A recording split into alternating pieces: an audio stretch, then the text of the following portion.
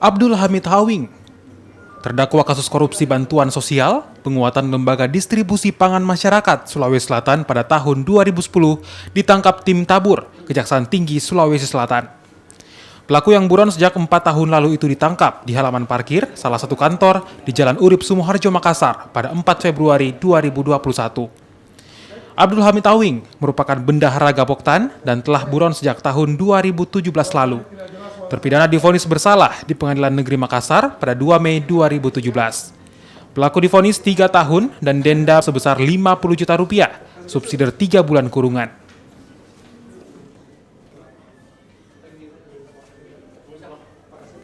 Di Jalan Urip Sumoharjo, yang di jalan kantor kita ini, dan langsung kita amankan, dan saat ini sudah berada di kantor kita untuk segera kita lakukan eksekusi ke Lapas Makassar.